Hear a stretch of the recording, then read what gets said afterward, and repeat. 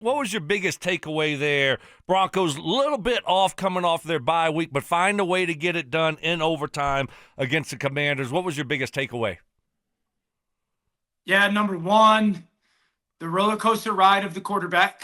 I think that's probably where I'm at with Bo right now. Is Bo has got plays where you go, man, that's what it looks like. The touchdown pass when he climbs the pocket and falling down finds Sutton, and then there's some plays, the interception of Bobby Wagner. What in the world is that, Bo? And so, is that who he's going to be? It's kind of felt that's how he's been this season. He's got a beautiful hole shot, and then he has some misses. So, the roller coaster, the ride of the quarterback, is that going to bite this team in the least opportune situation or time? That's kind of a takeaway and a concern. I also thought this, and I know Stoke, I think you brought this up a couple of weeks ago, watching their run game, and Stink, you probably see it better than I do, but there are runs there that I would say a downhill back that has, the reps in that would see, and cuts that would be made off of that from that guy that weren't, Harvey's a nice player. He just is a little bit more of a space back for me than in between the tackles back and seeing some of those cutbacks. So, getting him a little bit more comfortable, getting those backs a little bit more comfortable in those reps and seeing that, I do think is a big deal. And then from a defensive perspective, it probably rides the how good does Moss play? How much do they protect against them? And then, struggling to shut down tight ends once again. So when it was surprising how close it was, some real good stuff, and then some stuff that I do think, are kind of markers that that are going to get at least attacked from another team.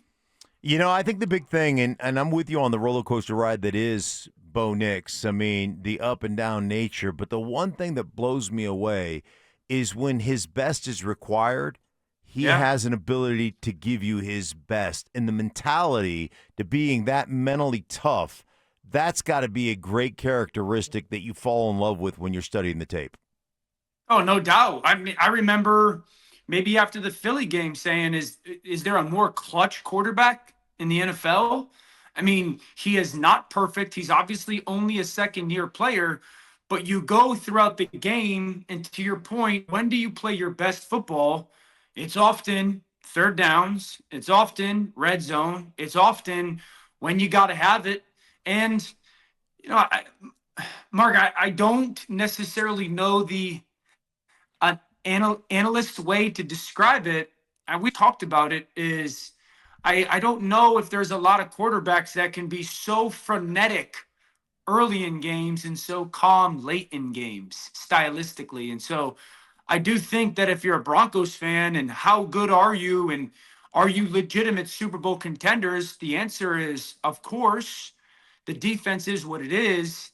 And, with the wide open AFC and the way the quarterback is played and the way the head coach manages the game, certainly in late in football games, you feel as confident as any team that's going to be heading into the back 5 games of the season, 4 games of the season into the playoffs. Hey, Dan, as we sit here right now, it's a 2-horse race between the Broncos and the Patriots.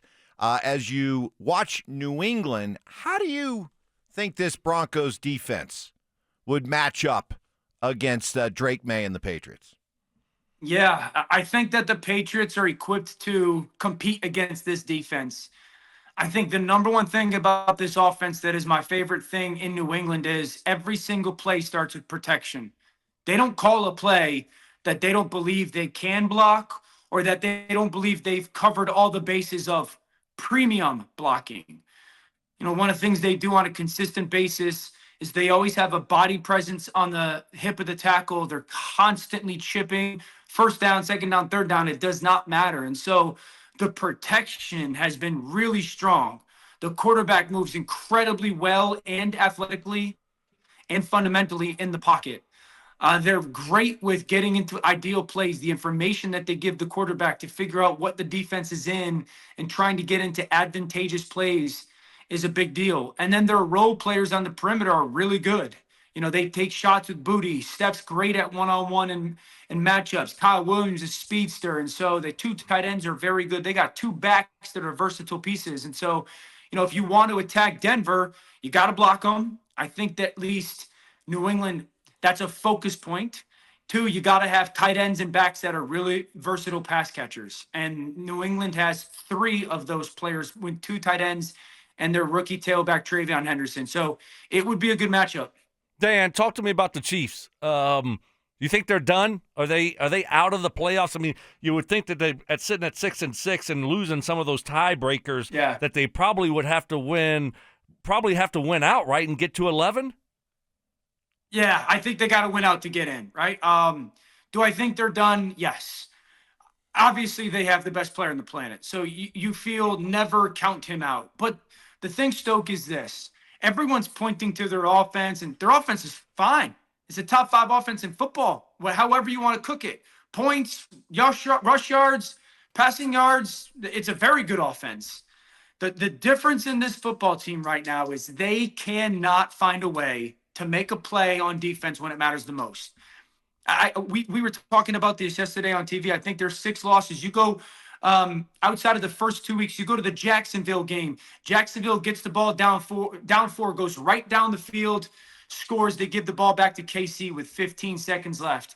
The other day in Thanksgiving, Dallas gets the ball 4 minutes. Kansas City don't get it back to like 16 seconds on the clock. So they're a bottom 5 defense in the second half in the NFL. They're in categories that would be the New York Giants and the Tennessee Titans and the Miami Dolphins. So I think they're out just because their defense doesn't know a person or a way to get off the field.